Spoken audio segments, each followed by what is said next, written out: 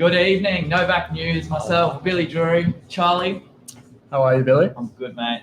Owner versus tenant's responsibility. Who does what in your property? Stay tuned. We're going to talk a little bit about what you need to know being a landlord, being a tenant.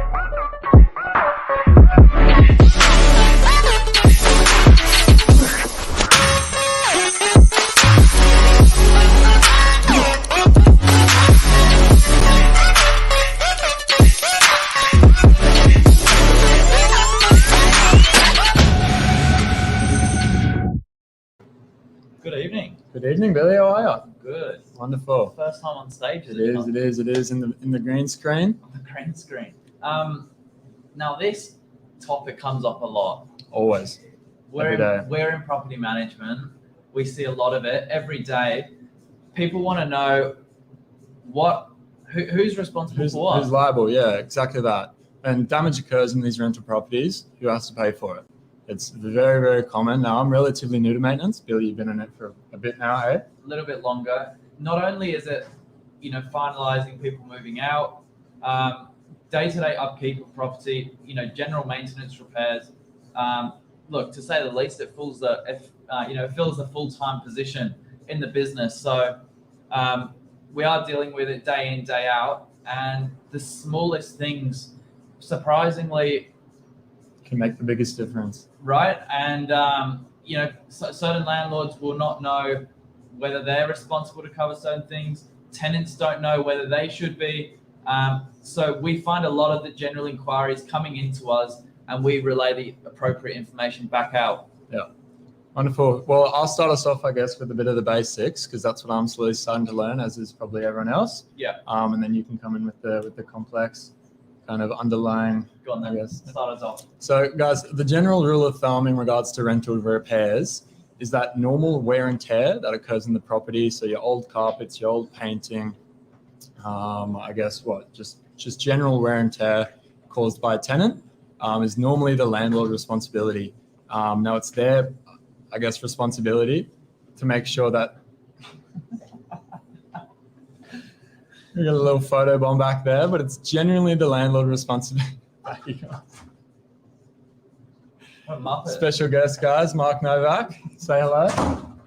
How are you guys? We're talking about maintenance. Who does what?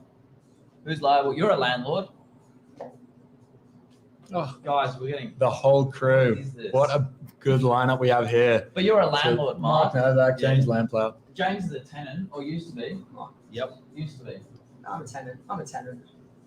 And when the light blows, Call the landlord. Call the landlord. Get your agent involved. So I was saying wear and tear, basic every day. Talk about. So yeah, landlord versus tenant responsibility. When something breaks in a rental property, who's paying for it? Who broke it? Oh well, and that's what we're talking about. So general wear and tear, you got your broken, I guess, structurally. Your painting chips, stuff like that, just general wear and tear. The sink stops working out of nowhere. Yeah, and little stuff like that. We've got a question for you. Come in for a sec. So just come in for a sec. You're never on camera. Come here. He's not a man of the people. What do you reckon about when you're a real estate agent? You get two expert. Good evening, everyone. Yes. Yes. In sales. Yes. When you're in real estate, what would you say about owners versus tenants' responsibility? What would be your one-liner takeaway? Boom, boom, walk out the door. My job.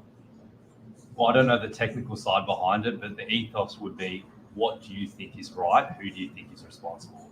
Common sense prevails. If you, as a tenant, if you break something, obviously it makes sense you fix it. If something breaks that wasn't your responsibility, it makes sense maybe the landlord should fix it. Yeah. So, but not knowing the technical side that these guys know, I'd say common sense prevails. Yeah. Exactly right. All right, have a great evening. Thanks very much. Thank you. Wonderful. And I'm going to finish off. I'm going to finish off. Sorry about dropping in on your show, but I'm going to finish off saying, Office of Fair Trading, Department of Fair Trading, was called that reason for a good reason. 100%. Fair. What is fair? It's got to be fair.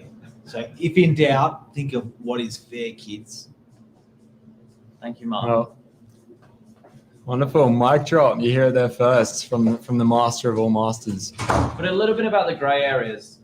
Let's run through a few grey areas that people are unsure about. Gardening. Let's do it. Gardening's a big one.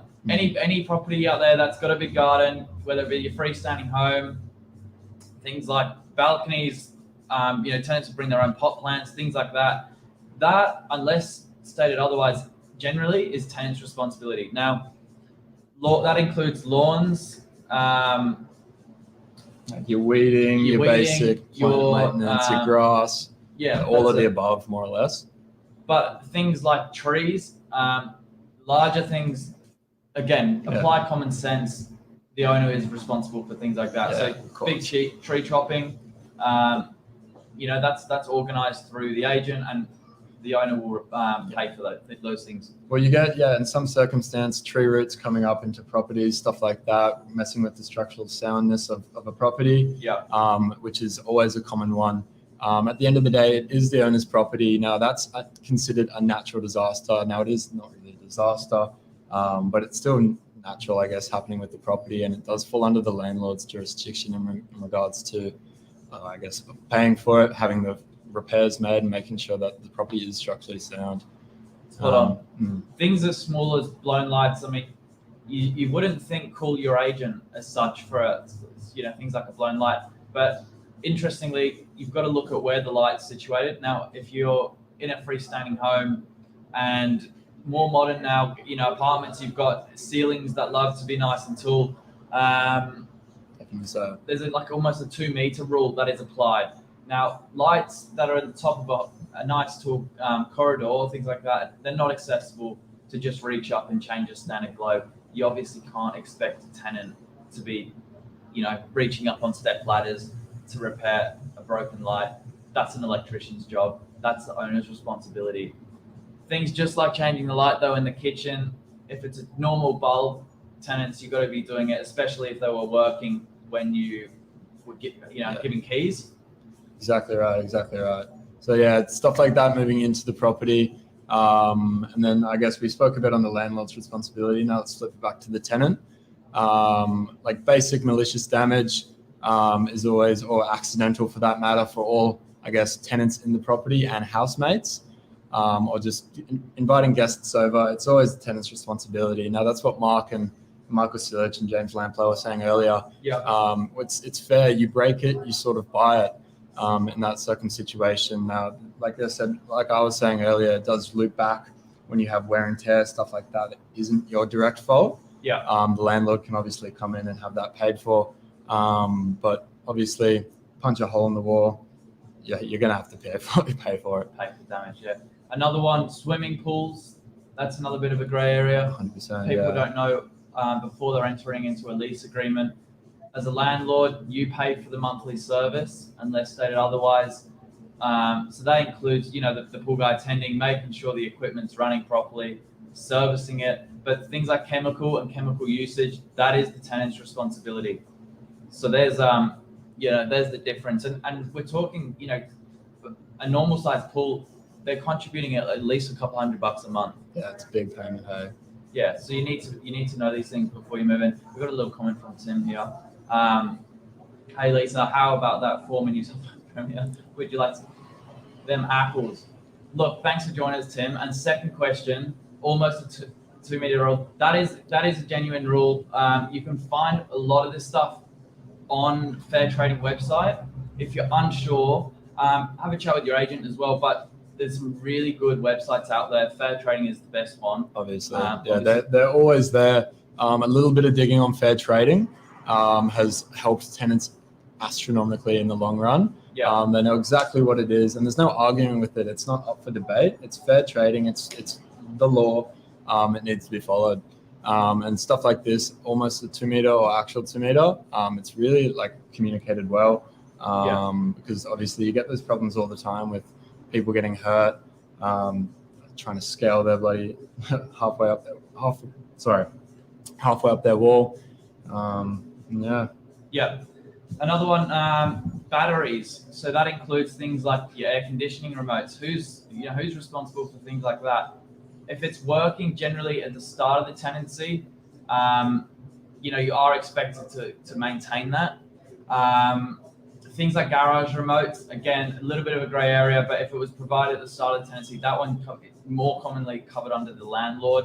But it can sometimes be as simple as a battery repair. You know, these things are not expensive. Most tenants will find themselves just, you know, they do it out of convenience for themselves, really. It's quick, simple, nice and easy repair. So yeah, helpful for your tenants. Just know sort of what you're liable for. Smoke alarms. Yeah, that's a big one as well. So we always get smoke alarms. Like I was saying earlier, fair trading are really good. And you've got the I can't exactly remember. You've got the smoke alarm websites that really just point out the responsibility of the tenant and the landlord. It's a big landlord consideration. Obviously, you can't put people into a home without smoke alarms in case the worst happen. But yeah, if you've got anything down, I can't really remember the website. There's some big ones out there. There's quite a few companies that can offer advice. Landlords, you've got to make sure your smoke alarms are working. You won't be covered under, your landlord insurance if they're not, and something bad was to happen. So, for your protection of your property, your biggest asset, and most importantly, tenants' well-being. It's so important. And consulting an agent on what to do and how to get it all in line with regulation is massive. We can offer advice as small as $99 a year. We put you on an annual service with a company that makes sure they're working, can give you a certificate of compliancy, and make sure it's tick all the boxes. Exactly that. And it's, yeah, like Billy said, it's for the safety of the people you're putting inside. It's just near negligence without it. And you're seeing in these tribunal cases, when people go to fair trading to dispute common items such as this, it's as simple as negligence. You're not checking these things beforehand. You're thinking, oh, it's no big deal.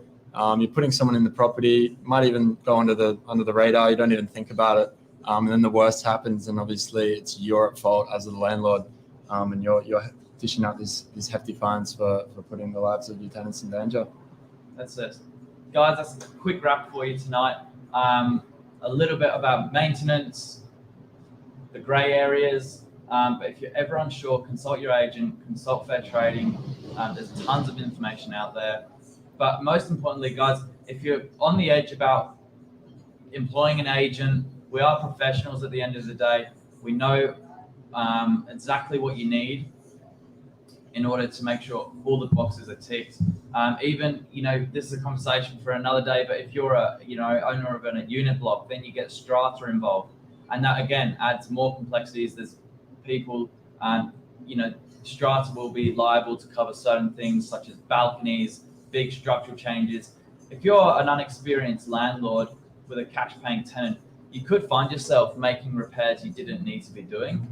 And in the long run, it's take money out of your pocket. Yeah, it's a big hit. Like you said, Lisa put it there. It's critical to have a great property management by your side, knowing the ins and outs. A phone call away, 5 minutes in and out can save you hundreds down the long run. Yeah. And yeah, it's really just for the best for everyone. Yeah, and we're doing this all day, every day. It fills a full-time position in the office, coordinating this maintenance. It is a big job, and it certainly comes with its experience. So if you're in doubt, reach out. Just get yourself with a little bit of experience. That's it. Wonderful. Anything to add? I don't think so. I think we've covered all the bases. Have a good evening, guys. Wonderful. Thanks for joining us. See you later.